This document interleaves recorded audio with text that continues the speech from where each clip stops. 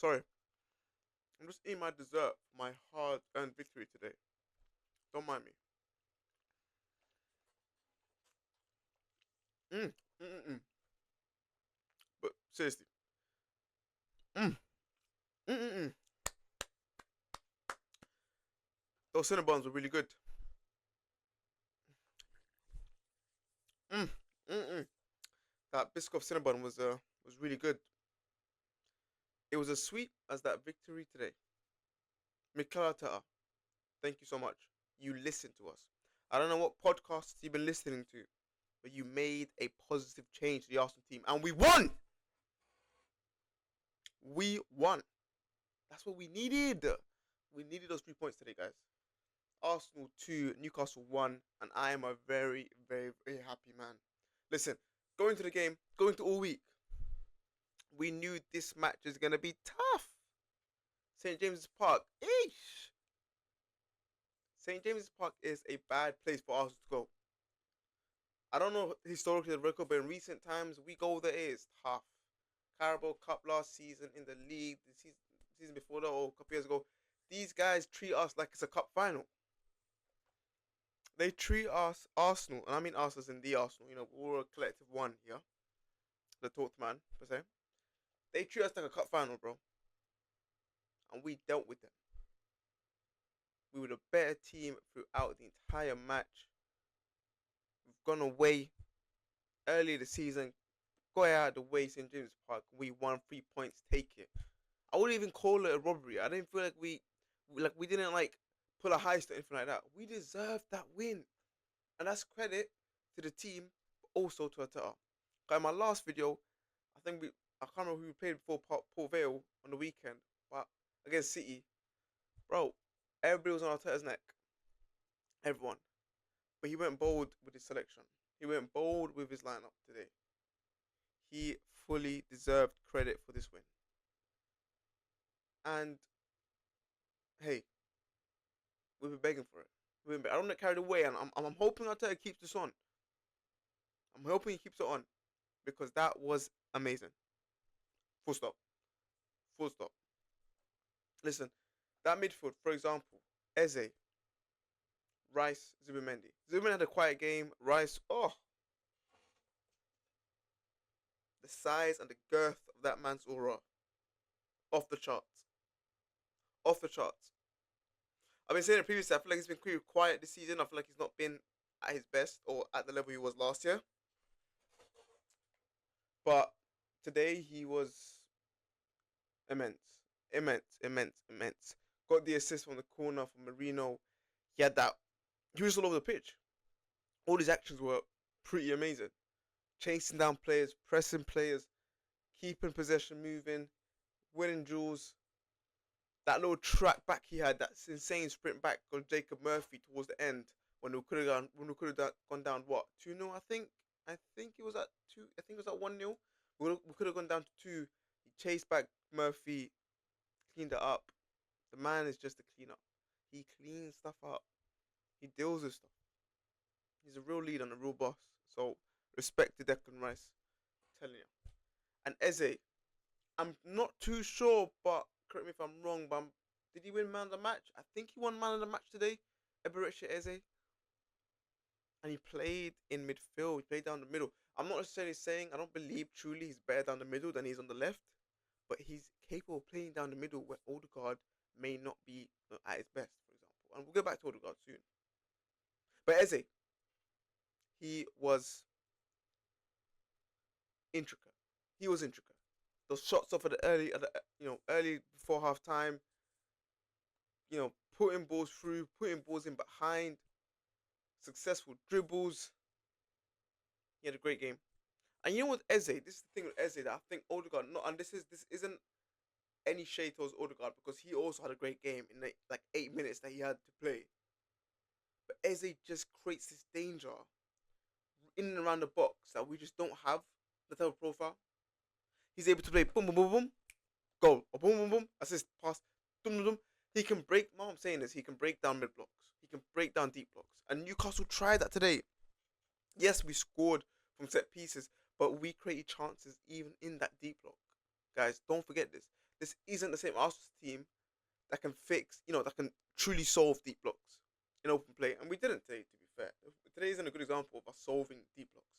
But we looked okay. We looked good. For the first time in a long time, for over 12 months now, we played fluid football. Fluid. When's the last time we've associated the word fluid with Arsenal? Back when we had Jesus and Zinchenko killing it for us years ago.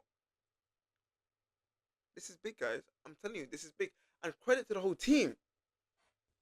Because if it wasn't for everyone, inclusive, the defense, the attack, Gyökeres, Saka, we could not have played that football. An example of that Trossard chance. We built up from the back. We tore through Newcastle's press. Came to Trossard. I feel like he should have scored the cross goal. It is what it is. Trossard starting in the lineup. I don't know how good of a player he is off the bench. The man is special. Starting, I'm not so sure. But anyway, point being, we played through football and we looked like a team that can, keep it, not want to keep it ticking, but can move it really quickly and play intricate football, which we're not used to doing at Arsenal, especially this season. So today's the first game in a while. And credit to Arteta because he got the team selection right. He did. He did, dude. He did. And Odegaard. I'm going to talk about Odegaard because he came off the bench and he's so smooth on the ball. And I've criticized, I think we've all criticized Odegaard in the past, for ghosting, for not being critical in the final third, lacks that puncture that maybe Eze has. But maybe that isn't Odegaard. Sorry, I got something in my eye. But maybe that isn't Odegaard. He kept the ball today. He kept it smooth. He kept it clean. Created chances. Was, putting Miles Lewis Skelly through. Had a set piece assist on the corner. Great cross. I'm thinking. If Eze can play like that, what about Eze, Odegaard, Rice? Against a deep block, per se. You can be a bit more conservative against a big team. But against one of those lower side teams, what about Eze, Odegaard, and Rice? Zubimendi, he may have to hold bench, low key. May have to. But that could be a really nice mixture. That could be a really nice free. Odegaard, that second phase, that, with Rice maybe building up really deep and Eze being a real final third killer from the midfield anyway. That could work, guys. That could work. And it gives us options, alternative options. That's what I'm talking about. That's why we signed so many players in the summer, because we need that depth. We need the change. We need, different players to produce different solutions. But Newcastle, they're playing haram football. What they're doing is illegal. They build laws to prevent this type of stuff when they need to. Go 1-0 up. Walter Marder, this guy he's a unicorn freak, innit? He's 6'11". He's 6'11". He's built like a ladder. Of course, he's getting onto the header. Maybe Gabriel could have been stronger. Yeah, fair enough. Gabriel doing his antics, falling down. You should never fall down there, bro. You should never fall down there. But anyway, Newcastle got 1-0 up. What comes about the 60th minute? They're closing up shop. Eddie Howe's like, no, it's enough. It's enough. And we knew going down 1-0, we're all thinking, let's be real. As us fans, we're all thinking, oh crap. I thought this was I really thought we could come back, but I was like, oh shit. It's the last thing we needed, going 1-0 down to these lot. Because this is exactly what they're gonna do. And they did it. And fair play to them, it almost worked. It almost did.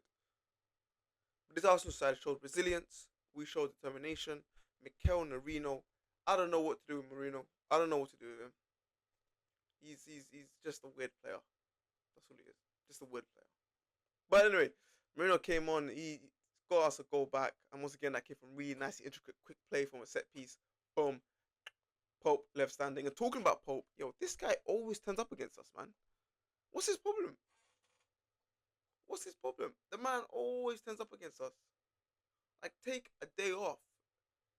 He was unbelievable. He must have like a 10.0 rating or something. Maybe a 9.0 because he lost. But as well, Pope saving too many chances, keeping Newcastle in that game. couldn't stop Marino's header, and he could not stop Big Gabby's winner as well, man. It's a guys and girls, whoever's out there, it's 3 points. We really needed it. We closed the gap to 2 points to Liverpool. And now we've played. Bear in mind, yo, chat. Bear in mind, we've played Anfield. We played at Anfield. Oh wait, we lost. Fine. Played at Old Trafford. We won. We played City. We drew. Fine. Newcastle away. We won. Guys, these are some tough fixtures. And it's only 6 games in. 4 of those have been mental. United away, always gonna turn up against us. Liverpool, yes, as I said, we just lost.